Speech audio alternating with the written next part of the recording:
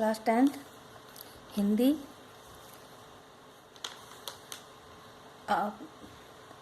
क्षितिज भाग 2 पाठ 3 राम लक्ष्मण परशुराम संवाद कवि तुलसीदास काव्यांश भाग 3।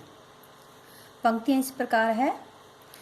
बिहसी लखनु बोले मृदुबानी आहो मुनीसु महाबटमानी पुनि पुनि मोहि दिखाव कुठारू चहत उड़ावन फूंकी पहारू यहाँ कुंबड़बतियाँ कऊ नाही जे तरजनी देखी मारी जाई देखी कुठारू सरासन बाना मैं कछु कहा सहित अभिमाना भृगुसुत समुझी जनेऊ बिलोकी जो कुछ कहो सहो रिस रोकी सुर महिसुर हरिजन अरुगाई हमरे कुल इन पर न सुराई बंधे पापू अब कीर्ति हारे मारता हूँ पा परिये तुम्हारे कोटि कुलिस सम वचनु तुम्हारा व्यर्थ धरु धनु बाण कुठारा जो बिलो की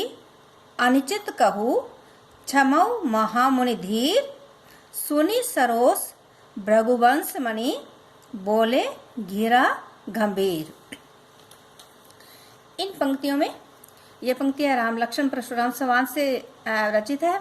इन पंक्तियों में लक्ष्मण है वो परशुराम जी से कह रहे हैं कि हंस के वो परशुराम से मीठी वाणी में बोल रहे हैं, हे हो मुनीस महाबट, आप तो मुनि बहुत ज्ञानी हो, महान हो, आप बार बार मुझे अपना ये कोठार यानी ये कुल्हाड़ा आप मुझे बार बार दिखा रहे हो।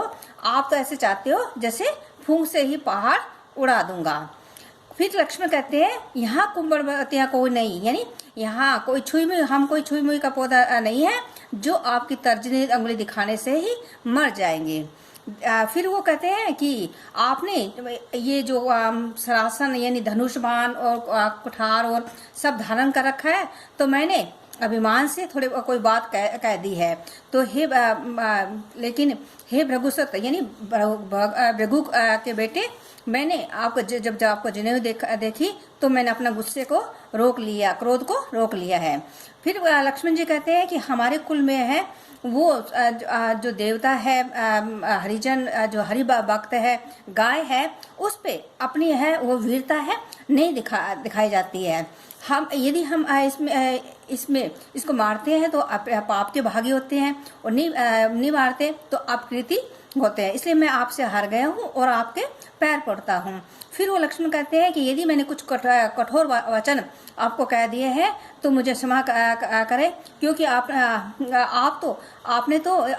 आपके वचन भी इतने कठोर है कि आपने तो धनुष्मान और ये ऐसे ही धारण कर रखे हैं। फिर कहते हैं मैंने कुछ अनुचित कह दिया है तो हे मामुनि मुझे क्षमा कर दीजिए। ये सुनकर भृगुवंश मणि यानी भृगुकुल के जन्मे जो परशुराम जी है वो गंभीर होकर बोलते हैं। अब शब्दार्थ।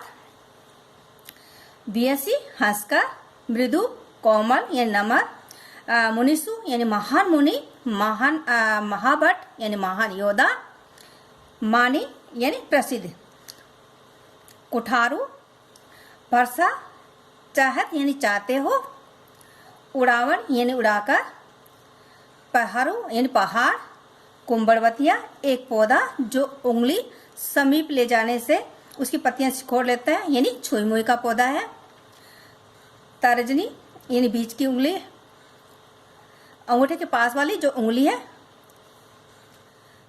सरासन यानी धनुष, बाण यानी बाण, भृगुसुत यानी भृगु ऋषि के वसंज, जनेऊ यानी जनेऊ ब्राह्मण द्वारा अपने कंधे में धारण करने वाले जो तागा होता है उसको बोलते हैं, इसे यज्ञोपवीत भी बोलते हैं।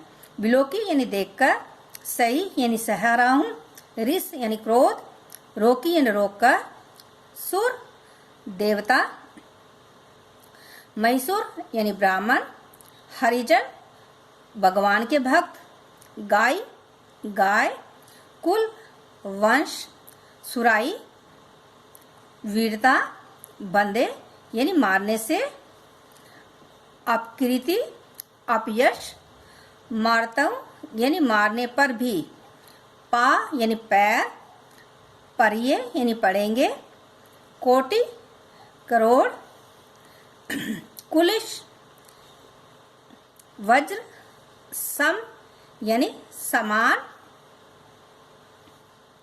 वचनों यानी शब्द वाणी, व्यर्थ यानी बेकार, करु यानी धारण करते हुए, धीर यानी धैर्यवान, सरोस यानी क्रोध, भृगुवंश मणि, भृगुवंश में श्रेष्ठ यानी परशुराम जी, गिरा यानी वाणी, गंभीर यानी गहरी या भारी। अब इसका भावार्थ करेंगे। व्यसी लखनऊ बोले मृदुवाणी, अहो मुनीसु महाबटवाणी। जो लक्ष्मण है वो हंसते हुए कोमल वाणी में परशुराम जी से कहते हैं, आह मामुनि, आपको तो निश्चय ही महान योद्धा मानना पड़ेगा, अथवा आप तो निश्चय ही माने हुए महान योद्धा है। पुनि पुनि मोय दिखावे कुठारू, चैत उड़ावन फूकी पारू। आप बार बार मुझे अपना फरसा दिखाकर डराना चाह रहे हैं। आप तो फूंक से पहाड़ को उड़ा देना चाहते हैं। देखी कुठारू सरासन बाना, मैं कुछ कहा सहित अव्याना। लेकिन ध्यान रखिए, हम भी कोई छुई मुई के पौधे नहीं हैं जो आपकी तर्जनी उंगली दिखाने से ही दिखाने से ही सिकुड़ जाएंगे या मर जाएंगे। हम आपके इस गर्जन तर्जन से डरने वाले नहीं हैं। आपको क्षत्रियों की भांति फरसा, धनुष, बाण आदि अस्त्र शस्त्र धारण के देखकर मैंने अभिमान पूर्वक कुछ बातें आपको कह दी है।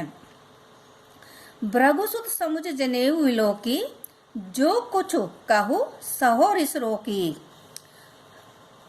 हे भृगु,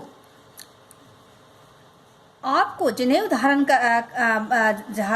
करते हुए देखकर हे ब्राह्मण, इसी कारण आपकी मैं सारी अनुचित जो बातें हैं वो क्रोध को मैं रोककर सुन रहा हूँ।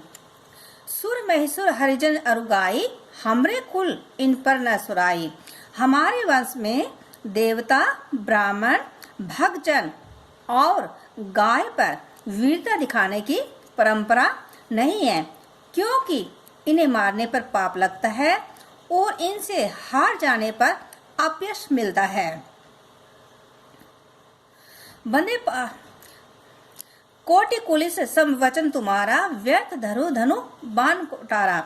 आप ब्राह्मण होने के नाते पूज्य है और अवध है, अतः आप हमें मारेंगे तो भी हम आपके चरण है पड़ेंगे।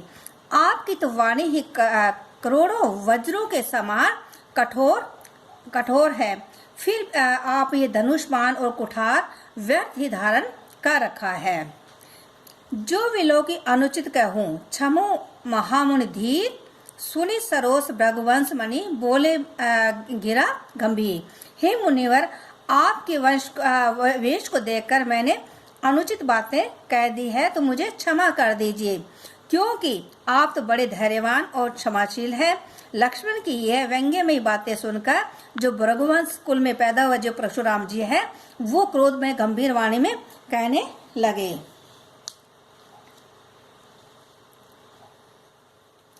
अब इसके जो काव्य सौंदर्य यानी शिल्प सौंदर्य है वो इस प्रकार है। भाषा है वो अवधि है, चौपाई वह दोहा छंद का प्रयोग हुआ है, रस रौद्र रस व वीर रस है, वाणी और तर्जनी का तत्सम रूप वाणी और तर्जनी है, अलंकार अनुप्रास मुनिस महाभटमाणी अनुप्रास अलंकार है, सरासर बाना यहाँ अनुप्रास अलंकार है, कछु कहू यहाँ अनुप्रास अलंकार है, सहो रिस रोकी यहाँ अनुप्रास अलंकार है, कोटि कुलिसम यहाँ अनुप्रास अलंकार है, धरु धनु यहाँ अनुप्रास अलंकार है, सुनि सरोस यहाँ अनुप्रास अलंकार है, गिरा गंभीर यहाँ भी अनुप्रास अलंकार है, पुनि पुनि यहाँ पुनरुक्ति प्रकाश अलंकार है, उपमा कोटि कुलिस सम वचन तुम्हारा यहाँ यहाँ यहाँ उपमा अलंकार है।